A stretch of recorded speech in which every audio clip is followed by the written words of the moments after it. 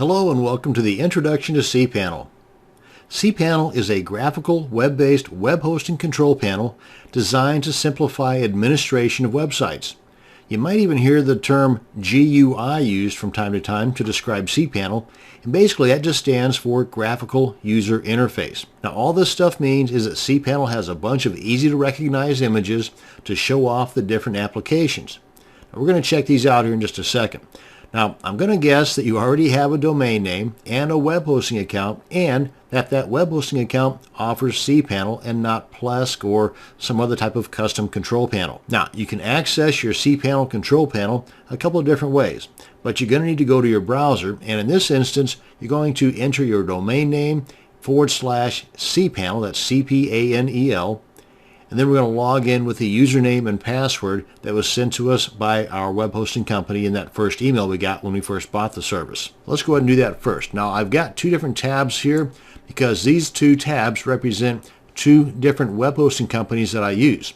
And that's going to demonstrate the different look or the different applications available depending upon the web hosting company you use. So in this case, we've got our domain name in there, /. Well, you'd think I've done this before. And then type in C-P-A-N-E-L.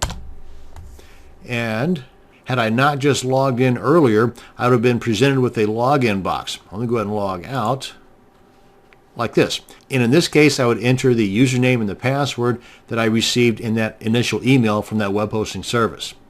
Now, as you can see up here in the browser bar, we've got this little padlock and the HTTPS.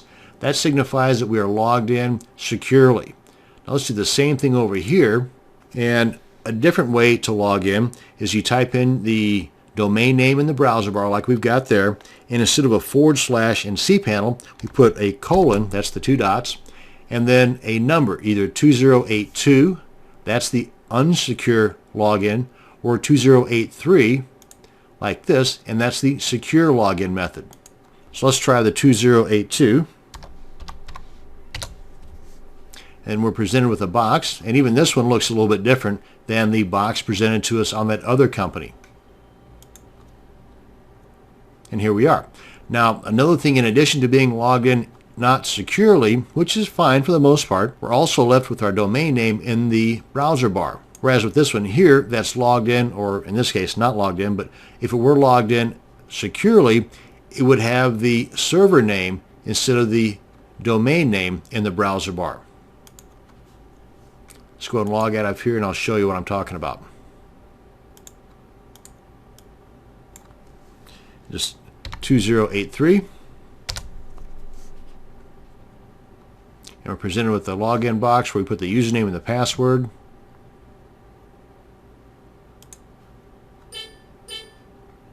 Log in. And here we are with the padlock and the HTTPS and the server name. No longer is it showing the domain name. So those are the different ways in which you can log in. Now another way, which really isn't a way that's used very often, at least ways by me, and that is by using the IP address that is initially given to you when you first sign up with that hosting account.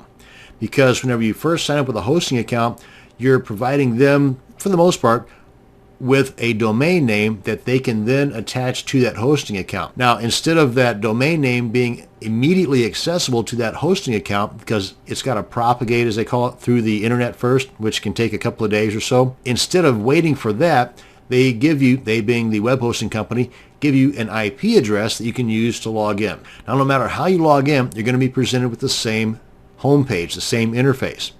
And what's going to be different, though, whether you're logged in securely or not, let's go ahead and log into here real quick. So whether you're logged in not securely or securely, you're going to be presented with the same front page, the same interface. What's going to be different, though, is the applications available, again, depending upon the web hosting service you're using. For example, just at a quick glance, if I toggle back and forth between the two, you'll see one difference is right in here, where on this account, I'm given this particular application, R1 Soft Restore Backups, and that's not available on this one. But on this one, I've got, what is that, Anonymous FTP, but not on this one. No Anonymous FTP on this one. So again, it just depends. The thing though is that if you see an application or you encounter an application either through this video or another video or some other means, and it's something that you might be interested in using, simply contact your web hosting company and tell them, hey, what's the worst that's going to happen? They'll say no. But a similarity between cPanels, no matter what hosting account you're going to have, is the setup. You're going to have different panels with these different applications here. And on the left side, you're going to have a column of information, the stats, and you're going to have frequently accessed areas, which you can zip to by just clicking on the links here. These are areas that I've been frequently accessing, and you can do a search here, and there might be some notices in here too. Basically, I find this is more of an advertising area than anything else for the web hosting company. But under the stats here, be familiarized with what is available here, because in some scripts that you're going to use, they might require you to know the path to SendMail or the path to Perl.